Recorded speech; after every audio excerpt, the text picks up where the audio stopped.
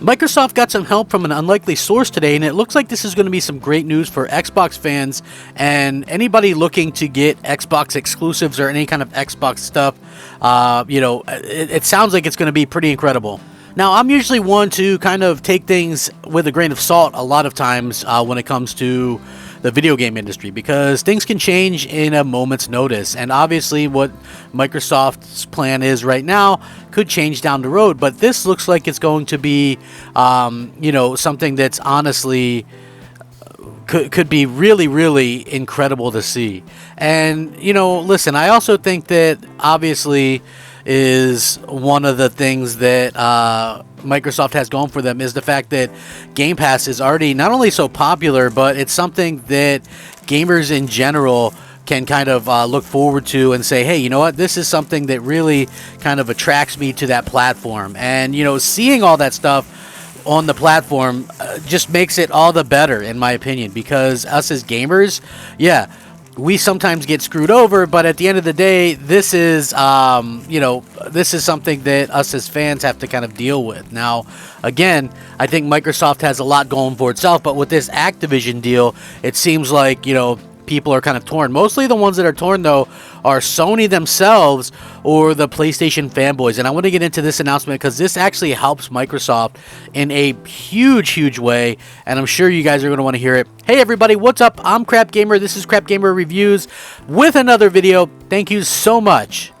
I really do appreciate it. Now, with that being said, please like the video. I'm looking for something like 100 likes on these videos. I know it seems like it should be an easy thing to ask, but it's like pulling teeth, to be honest with you, and I don't get it. So if you could like the video, I'd be much appreciated. It would mean the world to me. So thank you guys. When it comes to this, we know that Sony is very staunchly against the Activision acquisition from Microsoft, and I get it. Right, they're worried about Call of Duty. It's a big game. Again, I state the fact that I believe that there is no game, no singular game, that is make or break not being on a platform.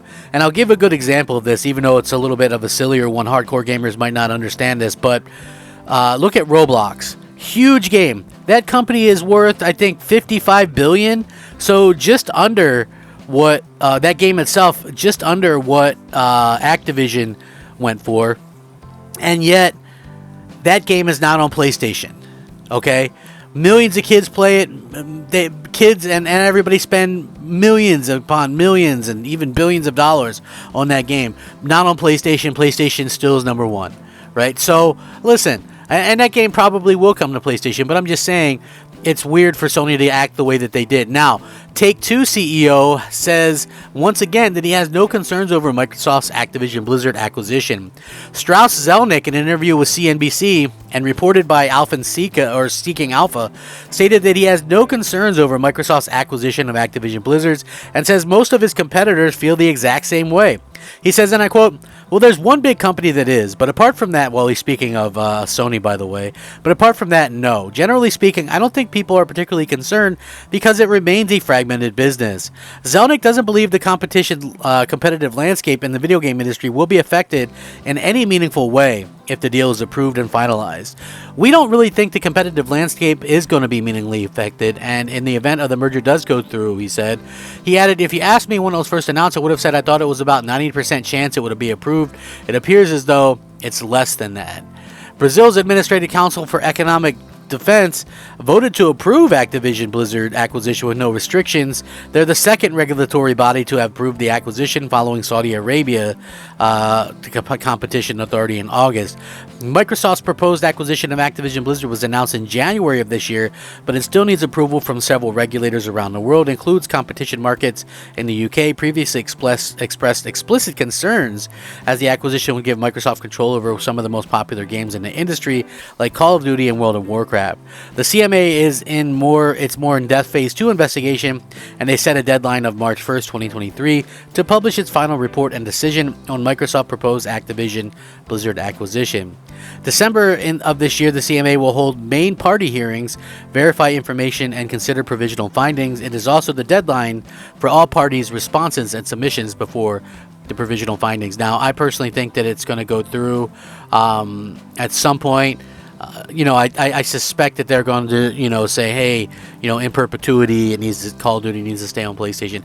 I think that's fine. I think Phil has made it perfectly clear that they're going to keep it on PlayStation as long as there's a PlayStation to keep things on, and that's obviously sort of where we're at with this whole situation. And I gotta be honest, just to see people kind of react to this, like, as an Xbox fan, I'm excited to see the future, and Call of Duty obviously being a part of that future is pretty damn huge, right? Like, I'm the first to admit that. Like, I love the idea of Call of Duty being there when it launches day one on Game Pass. Now, it is a huge deal. Like, it's already generated over $1 billion. Think about that.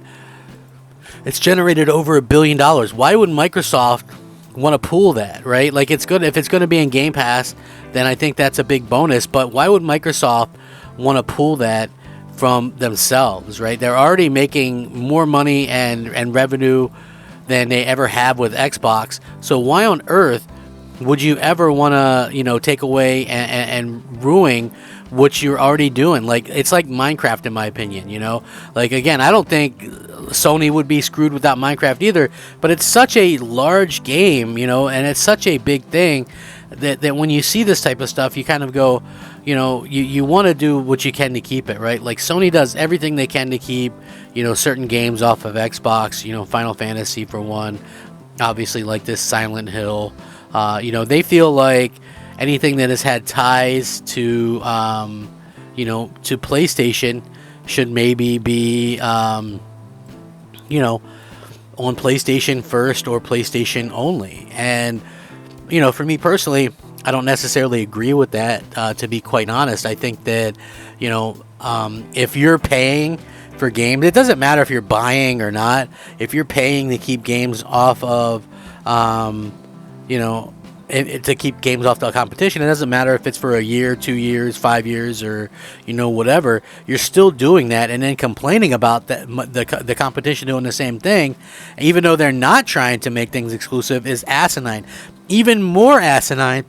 And what has me kind of pissed at Sony is the fact that they're like, we want Call of Duty content day one with content parity and game parity. Like, how the hell are you going to do that when PlayStation owners get all this extra content from Call of Duty because they pay for it, right? Like, how is that fair? Microsoft should be, if they wanted to do content and have exclusive content, I think they absolutely could and should be able to do that. Yeah, keep the game on PlayStation, but if you want to have, extra loadouts like PlayStation's been paying for, why can't you do that with something you own? Right? I'll never understand it. Anyway, this is good news because it looks like a lot of other companies in the industry are very in favor of this, which could bode well for Microsoft. Let me know what you think. Rack 'em up, fact 'em up, Crap Gamer 'em up. Thanks for watching. Crap Gamer out.